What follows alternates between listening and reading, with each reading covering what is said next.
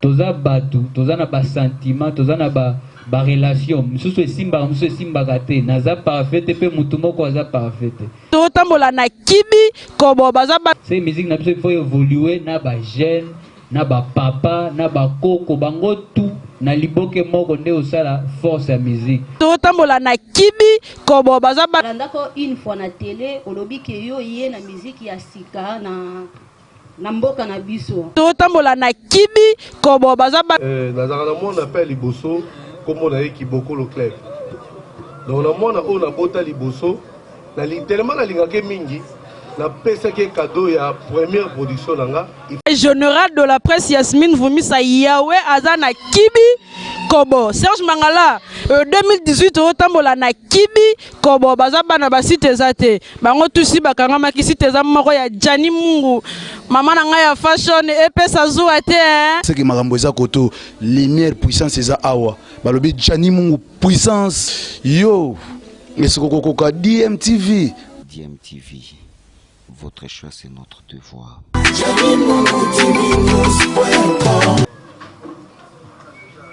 Il est là avec nous, Innocent Baloumé, l'artiste le plus attendu. Il est venu avec...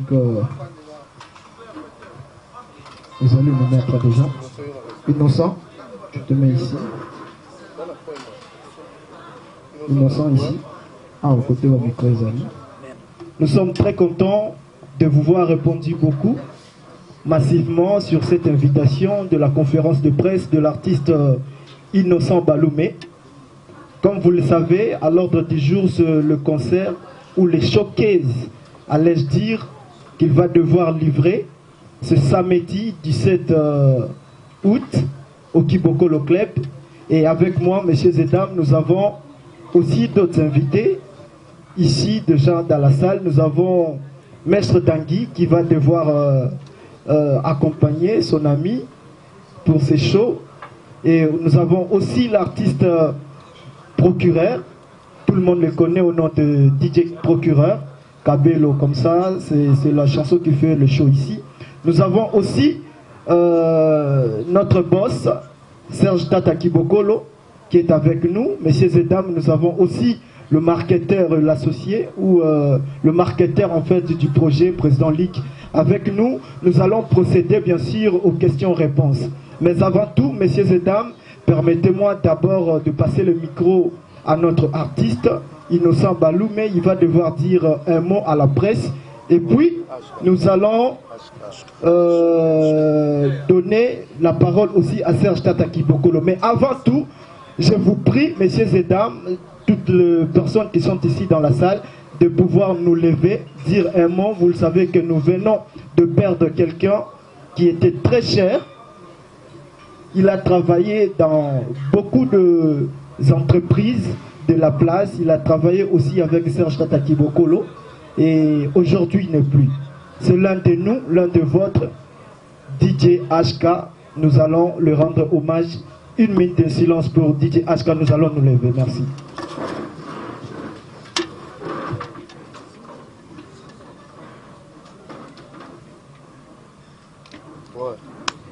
Merci beaucoup. Nous allons nous mettre. Merci vraiment. Merci, merci, merci, merci. Voilà. À la presse. Bonsoir la famille, ça va? Bon, avant de continuer, je profite aussi, avant de dire quelque chose, nauti koyoka ngoka siko pona perte ya moko na biso DJ HK.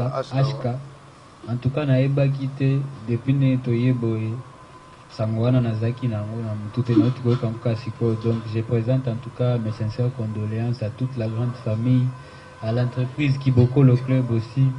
Et puis, na même façon, on a pu profiter, on a pu se boyokaki, pour que ce écoutaki bisoka na aéroport, on a pu se faire à Côte d'Ivoire, DJ Arafat, yépe atiki biso, subitement comme ça. Donc, beaucoup de respect aussi à lui, yépe a inspiré, bah, jeune et belé, net, bah, génération na biso, pour continuer, pour faire bouger l'Afrique. Je suis très content d'être là pour la première fois. En tout cas, Ezaï Sengomakasi.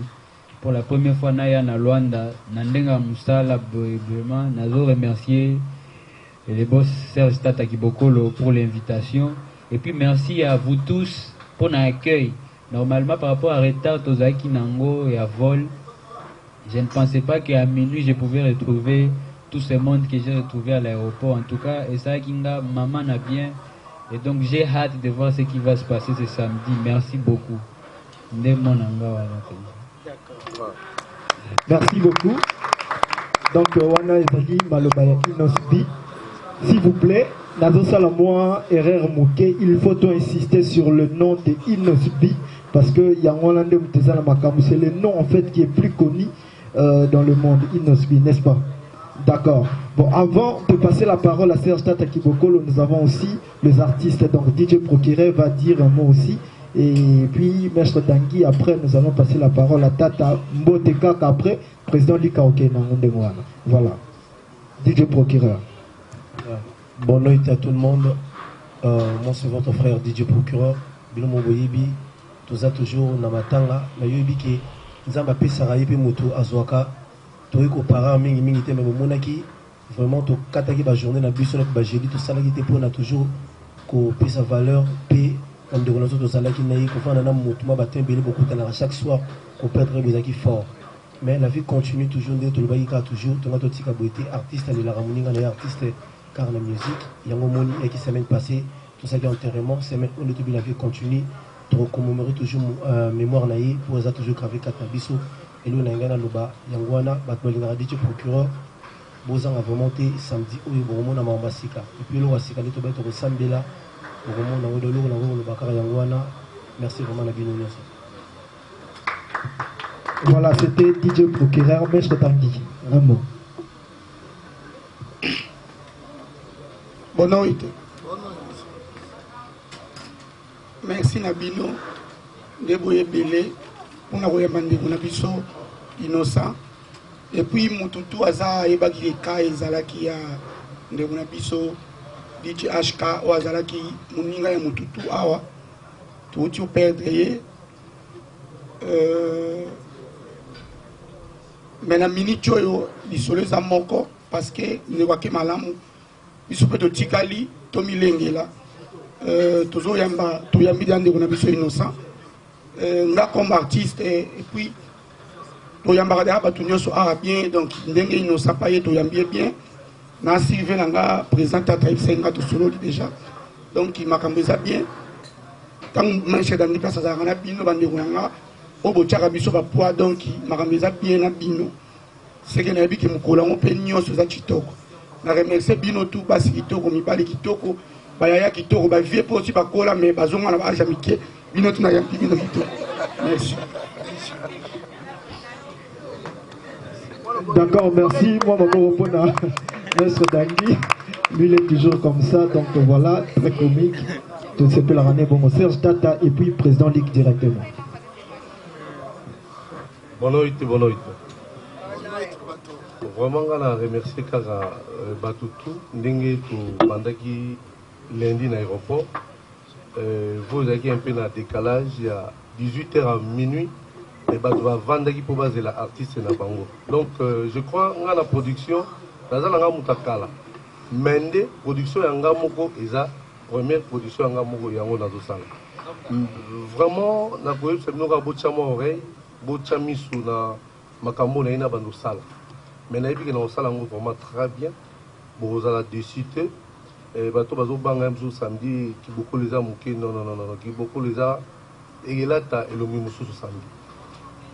Ça va mise en place nyoso et tout ça tout ça qui force nyoso il y a ba soda au boyebi ba kozala pour la sécurité donc bo bangate boya ebele ndé na lobika donc là na minga lobate na remercier ta bino tout au bozo soutenir maison qui bokolo donc mon na sikabota mi quoi donc merci Rob et moi so côté na mbokwa to bimagite que Serge Tata arozo makambo lokolo azo makambo atale makambo ngana zwi fona pendaka likundi moko nde abendi ngai epi na ndimi mpo namonaki innocent balome l'unique et le seul donc et surtout toyamba ye na boboto Il y a une introduction de Bandina, journaliste na biso après, pour développer ma question tout nous allons poser leader.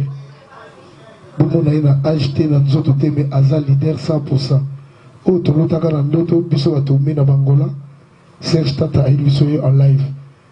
Merci. Tout le monde a raillé beaucoup après. Tout le monde a question, tout le monde a question pendant continuer à soirée. Merci. Poser question, tout le monde a dit DJ Couloir, le micro, passez-le à Ingénieur Bravo. Voilà, merci. Quoi Inos bi, babenga ko jeune leader.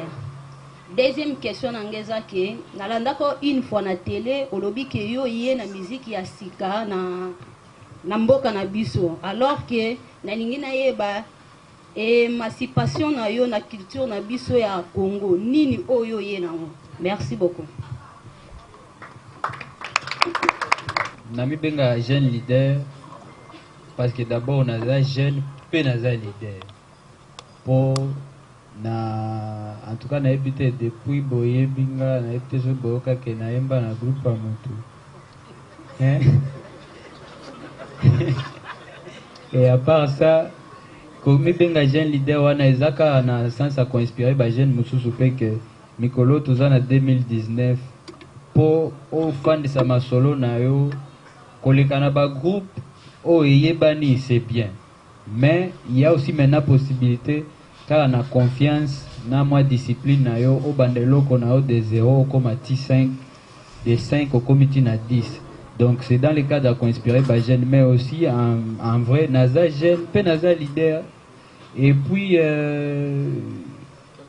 apport nga na lobby na même na musique na biso déjà style na esprit ya musique na nga na sala kana benga ngo afro Congo mais nazaka nga moko honnêtement nazaka na difficulté à ko expliquer ba détail nyonso mais bino kaka boyo kaka musique na betaka siko botala soki nini asika eza na kati pona ebike bozana matoi ya bien boyo kaka na uti ko bimisa générique wa dimanche yope bino boyoka ba épices eza na kati eza générique mais boko epsanga te ke eza ba générique o boyo bomesa na koyoka donc bino nde boyoka bien botala nini asika eza na kati bo comprendre que afro Congo nini ezo apporter na musique na biso. Merci beaucoup.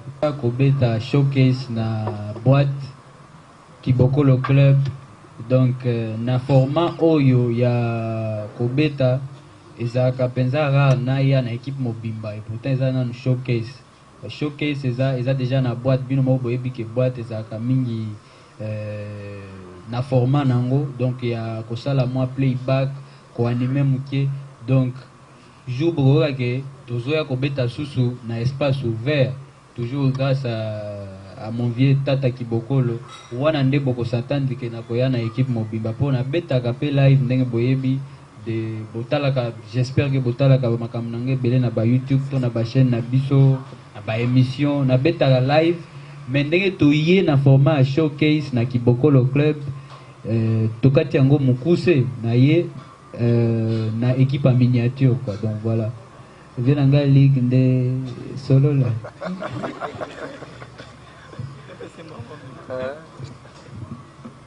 Ah, merci la vraie question. Oui, peut-être c'est à Tony. Moi, les autres ont l'intérêt. S'il te plaît, bon l'année. Moi, les autres ont l'intérêt. Naï mogo na yeba yiko sikobet sa musique kaka ya biso ya bana na biso na ngolawa. Mutu pe akendeke place oyo a Moni Claire. A timbeli ke respect ekozala pona ye. Moi muke ekozala pona ye. Et puis ndenge oyo petite sœur retourner une question au monde à Gangana na passeport en tout cas dans un lukanzela place ni na kozala bien. Na sentir que pour musicien oyaye ayi kosala shonaye il y a la première fois assemble na noté na mboko na nous va critiquer te na mboka o ya on a préféré na profiter na no lokola po biso a ko bomeza la bonjour lokola ba bomi ete na ngongo tozo kumisa ye lokola pe producteur na ye azalaki kosala makambo me na kuku première fois abima ngai pe na profiter na bima première fois na ba musicien ya Kisasa na nzela ya Serge Tata Kibokolo oyo vraiment ekoleka les 17 samedi oyo économie ezalaka moko na Luanda, vous profitez. Merci. Je réponds au nom de Choucha Lumière d'Angola. Innocent Baloumé. Choucha Lumière d'Angola, Avako Bayangola, Azakina Congo. Choucha Lumière assistant na makamunonya so oyo mukili mobimba bayebi ke to bazomona Innocent bamoni bamoko tuka makamba foda comme olekaki ya superstar. Innocent na superstar ayela biso système ya mingi Michael Jackson parce que Innocent Baloumé c'est l'anglais Innocent Baloumé mais lelo Innocent Baloumé a comme komeka vraiment koloba lingala. Innocent Baloumé bandanga na yeba Innocent Baloumé a komi kolobebele. Innocent Baloumé a komi soki ba yambi une émission pour mo kin mo matin tozomona Innocent tozomona superstar outi nulle part obimi na libumu ya superstar. Superstar okuta na star maman moko ya munini okuta na icon topé icon et comme ça Innocent soki ba yambi Innocent na bémission Innocent akoma na munoko moko onga na yebi mutu oyo abimi akuti ba vie akuti ba yaya il faut ami kitisa po yepe nzelezala tellement obimi lokola yebo yo moko wuti na parcours moko te Innocent na kotanga parce que eza be mission biso to landaka pe na niveau ya Angola awa Innocent Baloumé émission liboso bayambaki yo balobi sur Fali boy Fali Poupa Innocent Baloumé bayambi yo olobi sur Kofi Olomide olobi na Kofi mopa olobi te DJ Kofi abina kabu olasi pede DJ Kofi abina ka vient na moko DJ Kofi Olomide Innocent Baloumé pour la première question. Deuxième question Innocent Baloumé na ngina lobela par rapport il y a style na yo olobi betaka afro ne Afro-Congo. Est-ce qu'un jour, on pensera au s'appelle Rumba, Afro-Congo, peut-être, dans ce mingi est innocent, et ça va jeune babina. Et sa question. Vas-y, Kolanda Bangote, vas-y. Banze mingi innocent, c'est pour le jeune. Or, Banze Mondé, Biso Awa, Moutako Korobina, danse makolo, makas. Et c'est que moi, danse moroton, papa Zali, Aroyoka. Est-ce que tu penses un jour innocent à sa featuring, il y a Rumba Moko, il y a bien, oh, Batbakoyoko Sepela. Père innocent, il y a mis ça dans le bas, pardon, Molimbisa, innocent production, et ça Moko au Serge Katabon, c'est le, Nandenge ya Innocent Baloumé, Nandenge tu es international. Net club de le Bézam qui est. À tes amounés, mais ce peu. Niveau sangolezo qui est de net club Bézam qui est. Et kokokate est-ce que bakoki ko ba sa production moko orozako oronzima ba sa production moko par rapport au contrat na yo merci pesa miko pas bravo voilà oh ezaki histoire ezaki question misa tout merci beaucoup le nom c'est Choucha Lumière comme bon ya ba film na CP question liboso ezaki oya koloba mingi te yango ezaki deuxième te ah bon ok nzambe il faut nazala sage na Luanda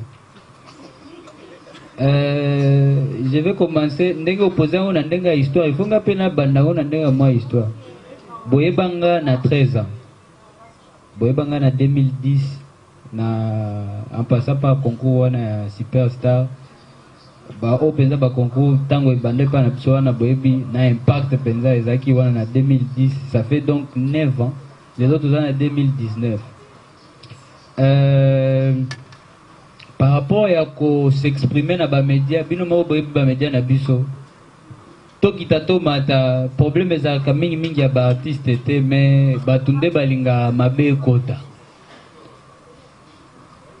naza jeune boyebanga naza jeune d'abord bandaki na mingi nazaki kobeta ba musique ya Michael Jackson c'est mon idole je peux dire mon seul idole kutu o batu penza bayebi ke fièrement na lobaka bongo pona linga ndenge ayembaka binaka perfection ezali et nazaki koyemba bongo po ezaki na concours il faut beta banzembo yebani ozwa ba vote donc ezaki carrière nanga te ezaki ba prestation nanga dans un concours qui les demandait.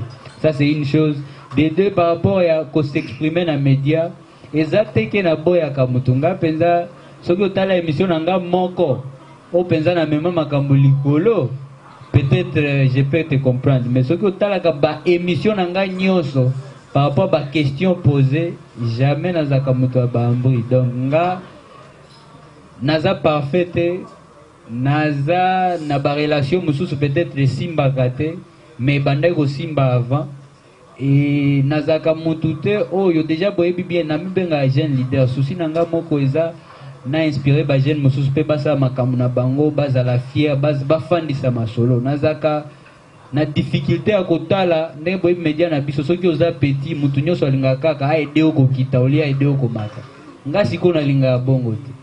C'est difficile que opposer nga ba question na ndenge ko dénigrer musala nanga ka ndenge olobia makamba barumba na mizigo ba mikolo bakobina to bakobina te to ebi Michael Jackson prêtre yo ebsanga penza mutu nyonso na tai na nyonso abina ba dansa Michael mais mokili mobimba ti lelo to mekaka mikolo na bakoko na bana to meka ba dance na ye ba thriller ba nini. Donc na côté wana penza yango na lobaka il faut qu'on fasse un temps pour continuer à découvrir qu'est-ce que je peux apporter dans la musique na biso au Congo. Musique na biso ils ont besoin de diversité. Ezaka apo nanga moko te lelo kutu naza na esengo po chaîne moko efongoli na epa na biso wana ezofula ka musique congolaise ba comprendre que c'est musique na biso il faut évoluer na ba jeune na ba papa na ba koko bango tout na liboke moko nde osala force ya musique. Mais il y a une année, il y a 2 ans, ils ont 5 to 10 combos to satisfait. Luanda, Angola, Babeta, Kango, Kabango. Baba Beta, Ba Olympia, Ba Zenit, Kabango. Baba Beta, partout, Kabango. Lelo, Tozana, Ba Kabelo, Tozana, Ba Hite Bele, Zobima. Ba Gêne, Ba Osangana, Ba Vena Biso. Et ça là, bien kaka.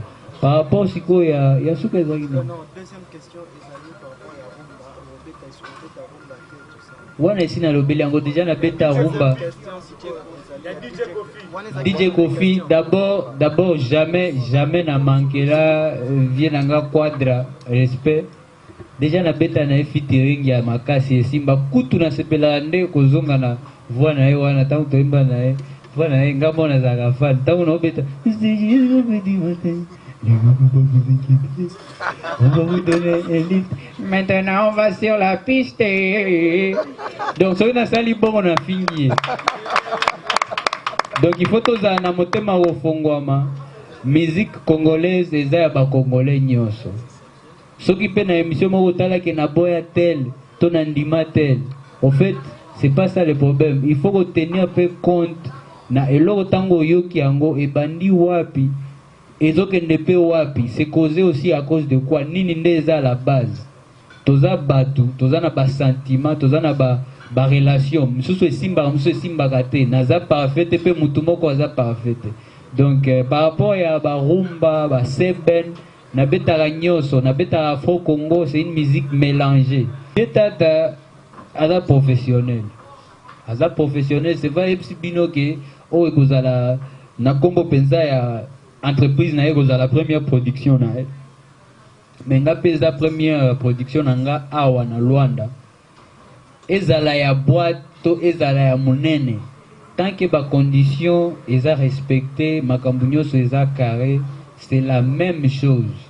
Tout le monde ba artiste à danger ezala ba osa fierté ya Afrique mikolo tina ba États-Unis ba Davido ba Wizkid ba to ebele akokende production eza nango ya danger mais eza na boîte pour ba condition kaka eza respecté. Au fait nalingaka te tozala mingi complexé selon nde mutu mosusu pa osala bongo biso mpe fo tosala boye jour na koya jour vie tata kibokola lobi yaka zonga betela biso bana Angola basepeli no makasi baosepela na afro Congo makasi yaka sikoyo na format live wana mpe torediscute ba condition ya musique live tokoya tosala yango proprement. Mais là pour un voyage spécifiquement déjà tobeta les 17 na ba programme nanga na normal il faut na zonga kin pour na zaki déjà na semaine wana il faut na sala ba programme mususu vie déjà yebi donc et puis to bandi démarche le loté onde o ya liboso wana et connaissait ba ho et débat. Donc on était obligé de reporter. Donc au pendant toyé to lobby au dato elekate il faut to beta boro po eza penza à la demande à bana Luanda donc tout ça lango proprement bongo mais c'est pas la dernière fois ba makambo ebele à danger ko ya sima mais pona tout oyo makambo to eza carré nanu na showcase o ya le 17 boya ebele bola te que oh c'est une boîte to eza ndenge nini eza mukie eza mwa ndenge toko ekosanza biso libanda toza libanda bani boya nanu to chauffer Luanda na ndenge kiboko le club la suite sera encore plus agréable quoi. Voilà donc tout administratif donc ezaki bilomo wa mike oyo malheureusement il fallait payer zala pona ya ezaki penza bilo wa mike oh ezaki ka muke ezaki ka ba faute ya attention donc kozala ko tirer attention na lo moko muke po et puis eza mboka mususu ngana nazo ta côté na biso ya Congo nazo kota na mboka na bino Angola wa ya ba portugais bele ba brigade donc il fallait penser ko tirer attention na moi ba détail na côté administratif comme ça makambu tout esimba mais à part ça tant kaka to sangisi makambu nyoso wana ensemble vieta tazawa makambu tout eke nango pepele tindenge tozaki na aéroport malgré que ba lukai ba retarder vol ba nini mais suka makambu tout ndenge ezaki déjà calé et simba ki nango pepele to yelo ko la yende patron pour mututu na vifo za na patron na yo ngapela ko na patron ça m'a bien et puis patron il y a respect azo respecter yo soka linga longolo musala a longolo na tendresse notre yébité mais au longo boulot à partir de l'eau pour moi appelle le la production teti makambo pa côté musu au monde au fond makaka ngai pe na kosala wana donc si batandi ngai bo pesa nga chance merci nazaka na monde appelle liboso comme on a qui beaucoup le club donc na monde on a bota liboso na tellement na lingake mingi na pesa ke cadeau ya première production nanga il faut zara na mwana o na bota donc les restes ba production muso ya to luka pe na ba place ya minene donc bo c'est pe la quoi mais première production na 5 ans ils allaient pas mwana nanga moko ki beaucoup le club yango na ko merci voilà na yoka yango trop na mona ma jeune na ko manquer respecter ama sananga to ko la net to banane ba carrière ba aventure ngane na vis-à-vis mais na moni maleke pas glorieux ndombolo peut être compliqué style to ko misaki tant ça la succès en le baki isayi donc na songa la question de gola le baki na boyki ko lande parce que naza na grand manager ba tout ba yebi to ba lekala ba trace on isayi ay senga procureur to landa ngote parce que il passe la kabelo nayi somo landi kabelo bo mona kina biso et ça coûte bande de côté vous on donc bon parce que ba ko la ba carte ko kabelo wa be chopi pour tomber la musique na ba mayele vous on musique to be to na ki banditisme te na ko ba ko kala nga ba tu mato kero nga mayele clip wana so moni ata parce que to corrompre passer na mbwana mais biso to kala ba vie mukie mais ba fali po papa bazali ba grand artiste bazali ba faire rigola ils n'ont subi magaza jeune frère nanga bazali na musique abanede ya bien nanga liboso nanga mais to za ti lelo 2 mois to zala kaka bula nanga so bete c'est masa nanga prince mais à côté avec côté 21e na 21e place mais nga na côté maman premier ozomona donc ezaka loko so bimi mutu ko makaki ngam na pesa ki ngam mutu na pesa ki yo tant nzebo to beta mbalo kaka ki ba parents nango ba bima to so ngam na vie ba messi atano mona kata ba vie na so ba samine no yebi bazala toujours na ba parolier moni nzamba sala mutu akoka zala kati okoyepo koyoka eloko pe pa moninga oyoki oseli pe na ndelo da wana na zonga na eloko zoloba na donc mutu saka na posa ya ka ya parolier mais na kabelo ezaki ka makambo ye ngaka na ndinga nzambe on a bandi na kabelo te ceux qui na YouTube comme DJ Procureur on a déjà depuis longtemps nazara déjà na YouTube ils en a mamangola te yeta ko bole pe no te yeta ta fansinga bepo naza DJ na beta na boîte nete avant ni mamu avant na parler ni mamu na canal plus Procureur na atalo 6 fois ozo on attend na TV ya zapté on va attendre afo so na afo musique te avant ni mata nga partout ni batala nga na ba France de moleki na makambo wana donc to so nga na question no biki makambo ba parolier to za na posa na bombe na kabeluza makambo ya nzambe muto lingaki efungola ba porte na na mkusi na ngolo bongo ngai nga yebi te ba benga nga Jean Lorenzo nga yebi yango te nga na kotela bino mais bino bo kotela ngai te est-ce que la kosi te faut bo so risaka yosio kosa parce que ça va classique est-ce que la kosi na soki ma loro mo po bo zana mo calme moi dans sa dupai zala wana dans sa dupa inga na mona o moni lelo biso to ba mission to yebani pe mingi soki na ko se tromper te musique muso ko zo bimisa ngo sali promotion te et que kana bikudu mo des semaines leka mais na ba mboka muso za succès so ko bananga na Instagram nanga o ko mona ba Nigeria na ba mboka muso ba do bina dans sa dupa en angolais beta manango yonde tellement au kota ka ba boîte ya ba ndeko benga bangolais te aux appliques na communauté congolaise on sentit que les autres bougeaient. Mais au lobby, ils ont problème à promotion parce qu'on a un peu concentré dans ma famille. Mais on a lobby mouda ça des plans zoya, ma cambo zoya, babino pe ba obolinga mabanga. Oyo boza bolinga mabanga ndena zana kinzambe kala mingi te makambo zoya ya minene zoya na mboka na yeto so boko respirer. C'est le moment pour lukara déjà ba dadi ki kula boya na mabanga. Ata ba vena biso parle du centre bakaba na bon soute mais ça on peut l'ôter merci. Président Ligue répondre na suka. En bref, toza nata batte si qui batte bano tambola. Donc to fungoli déjà prison. To kangi prison to fungoli kaka cimetière quoi. Pour to kundanga bato. Donc toza nata ko kundanga bato, toza sur nata ko fungola cimetière. Cachoté. Donc il y a déjà azokota dans la cimetière. La question est que le 17 oyo, le 17 oyo, oye avance, ou bien sombela bieno avant. Tout ça n'a pas journaliste et tout ça les a moqués. Tout y a bandé tout édané, ils ont dit première photo yamba innocent balume. Sobo yebingai voyou en tout cas na cop na za voyouté. Sobo yebingai poli na cop impolitesse za la raté.